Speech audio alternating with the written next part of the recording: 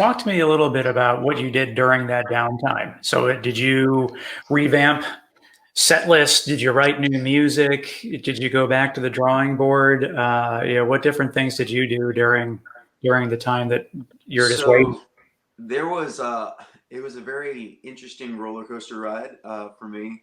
Um, at first, it was all right. Well, I'm going to keep busy. I'm going to do this, and I did what a lot of other people did. I was like, how can I stay busy at home?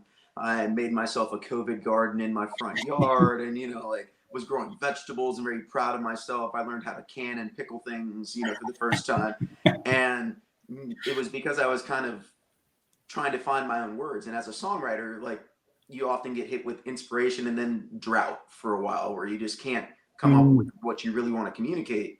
And then I wrote some very angry songs that, I would probably put in the if I ever went into death metal kind of like, category.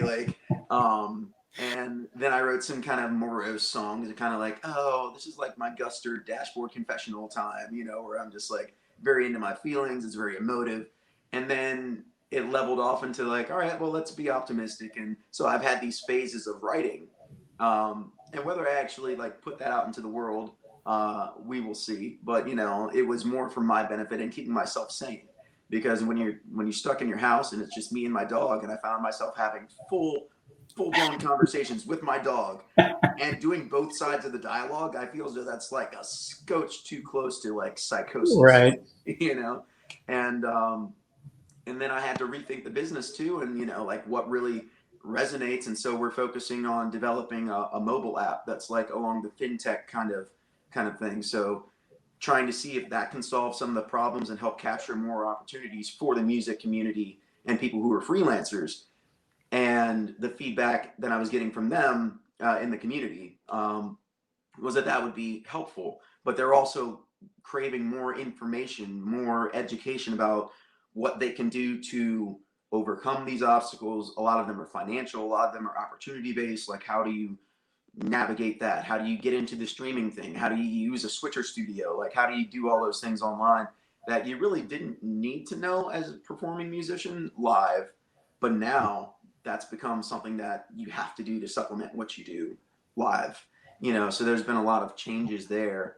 And then it was just keeping busy and trying, lots of mindfulness and doing yoga, and trying to stand on my head without ruining my afro. Now I'm gonna stay right here. That kind of thing. I dig that. Can you guys hear me now? Yep. Yeah. All right, cool.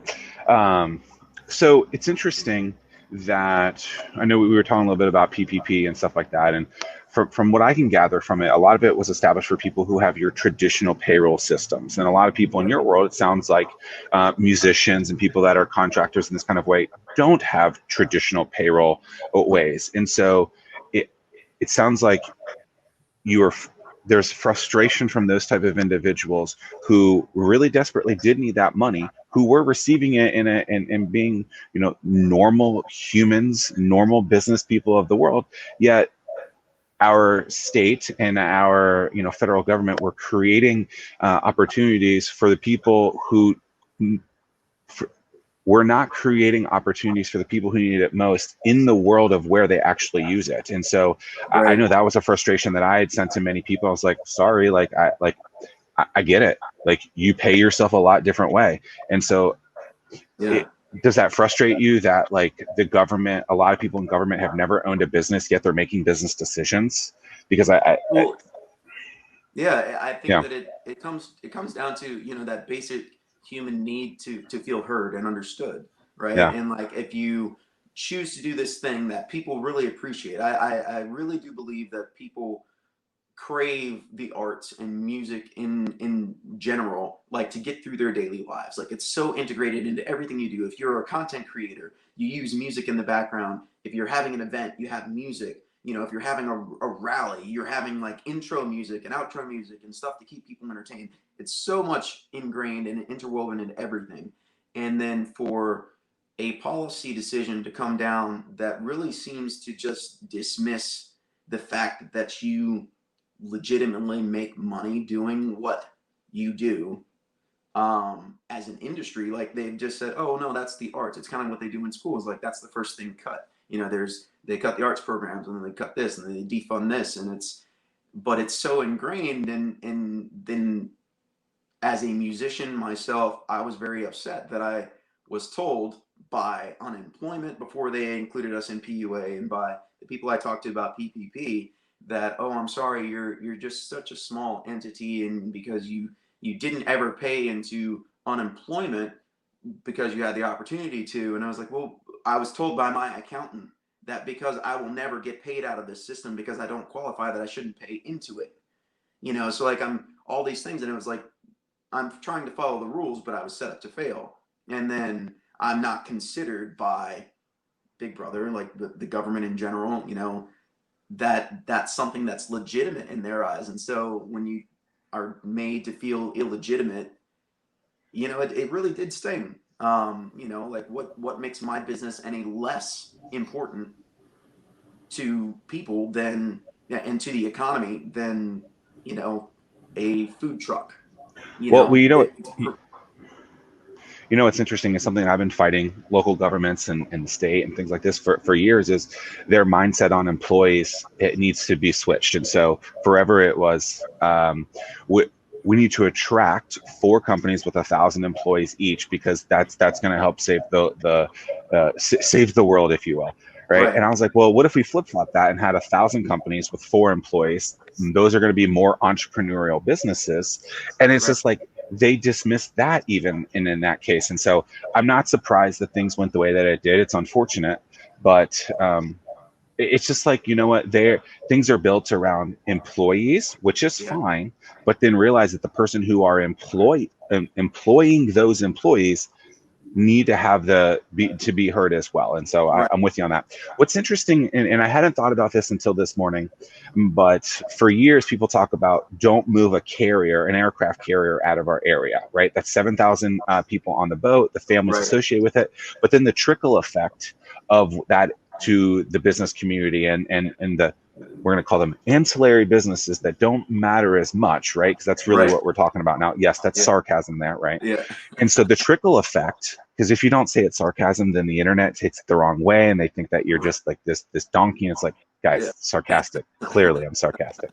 So there's this trickle effect, and really that's what I'm kind of seeing with individuals and businesses in your world, is that trickle effect is what's happening kind of the same way as an aircraft carrier coming out of town. And so it's interesting that for years people have been saying, hey, don't have an aircraft carrier leave. And Right. actually it seems like maybe that aircraft carrier did leave, and this is the effects of that, and maybe it was multiple aircraft carriers. Yeah. Yeah. Yeah, and that's just, especially in the music industry. I mean, that's just an industry that people aren't talking about. And Right.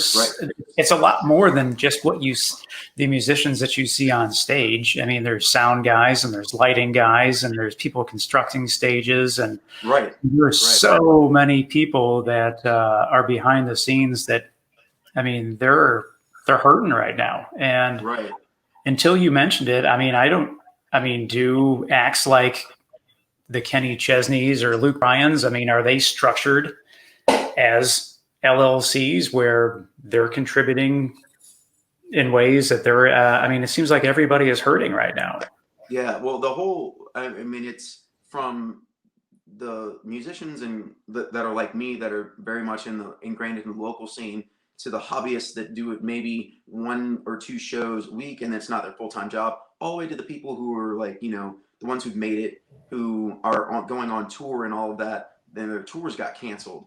Like everybody who was a part of that, from the gaffer to the stagehands to the lighting guys to, front of the house sound, back of the house sound, everybody that was going to be staffed by these tours, they all got shut down. And when the tours got shut down, they went home with no expectation of when they would get back to work, or if they'd be able to collect unemployment, because again, the gig workers, as the gig economy, as they tried to, start talking about it. And I was really excited when they started talking about it with PUA. They were like, oh, they're going to consider gig workers now in the big, like, part of the economy that they really need to worry about, because there are so many movers and shakers in that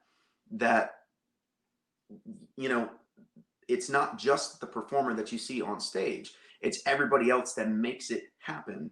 And I think if you the unfortunate thing that I've discovered is that the government doesn't ever really count all those people as the industry that they should. And if they're not counted, then they're not recognized. And if they're not recognized, then nobody really considers the impact that that's going to have. And Tim, we've talked about impact a lot, like whether it's like decisions and policy decisions and business decisions, really, for me, it comes down to impact. What is the impact that this decision is going to have for my business, good or bad, for the ecosystem that I'm an actor in, good or bad, and try to analyze that before I make any pivot, and not considering those impacts in general, the ripples from each decision that we make. Right. You have to try to predict what is going to happen. Is it going to be just a ripple, or is it going to be a tsunami that destroys and something in industry, and it needs to be taken care of. That's something that I wish more people would consider. Yeah, and to your point, I guess if you wanted to have your festival, or as headliners go out on the road again and they have to pay for this insurance, I guess really the only option you have is to take the cost of insurance and pass that down to the people that are buying tickets. Right. So that's unfortunate, and that's something that people aren't necessarily talking about. I mean, I can't even imagine how much ticket prices would have to go up.